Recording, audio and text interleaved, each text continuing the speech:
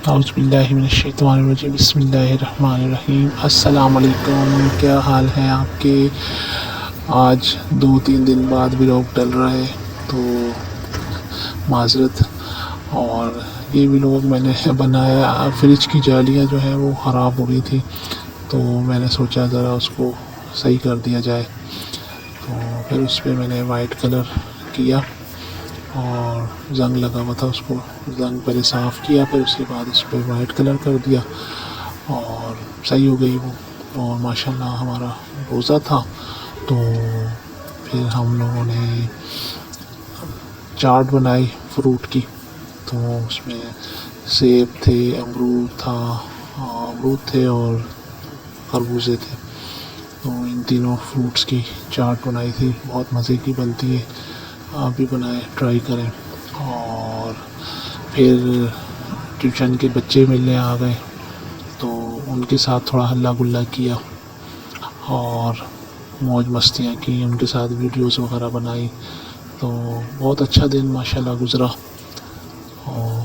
اور بلاگ بنانے کا ٹائم ہی نہیں تھا تو اس وجہ سے پھر دوسرے دن میں نے کہا چلو اب ولاگ بنایا جائے۔ تو ولاگ کا تو یہ ہے کہ اچھی باتیں تو بتاتے ہی ہیں اس میں، تو میں نے کہا آج آپ کو یہ بتا دیں کہ رجب کا مہینہ شروع ہو گیا ہے، تو آپ سب کو رجب کا مہینہ مبارک ہو۔ اور رجب کے جو ہیں وہ 7 روزے ہوتے ہیں، 7 یا 8 یا 10 روزے ہوتے ہیں، تو یہ بہت ثواب والے ہوتے ہیں، تو آپ یہ رکھیں، انشاءاللہ ثواب ہوگا، دنیا آخرت سمجھ جائے کہ ہماری قبر کا عذاب ختم ہوگا۔ اور یہ کہ 3 مہینے آگے آ رہے ہیں، رجب، شعبان، رمضان، تو یہ بہت ہی برکتوں والے مہینے ہیں، تو اس میں روزوں کی اور نمازوں کی، نوافل کی، تلاوت کی اور بہت سی عبادات کا ہے یہ مہینہ۔ جیسے تینوں مہینے جو ہے نا،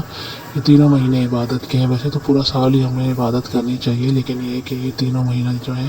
اس میں عبادت کا بڑا ثواب ہے۔ اور رمضان میں تو اگر ہم 4 نفل پڑھیں گے تو 8 کا ثواب ملتا ہے، تو یہ ہے کہ بس اب آپ لوگ تیاریاں پکڑ لیں نماز روزوں کی اور نفل وغیرہ پڑھنے کی، تو روزے رکھنے کے بڑا ثواب ہے، تو آپ یہ کہ روزوں کی تیاری کریں آپ لوگ بھی، اور ہمیں بھی اللہ تعالیٰ توفیق دے، ہم سب کو توفیق دے نماز روزے کی پابندی کی، اور ہم سب مل کے روزے رکھیں تو اس کا بہت ثواب ہے، اجر ہے۔ اور دوسرا یہ کہ مل جل کر رہیں، مل جل کر رہنے میں بہت برکت ہے، ہر چیز میں اللہ تعالیٰ برکت ڈال دیتے ہیں۔ اگر ہم اکیلے بیٹھ کے کھانا کھا رہے ہوتے ہیں تو اس میں اتنی برکت نہیں ہوتی، جتنے ہم دسترخوان پر بیٹھ کر سب کے ساتھ مل کر کھانا کھاتے ہیں اس کی بہت برکت ہے۔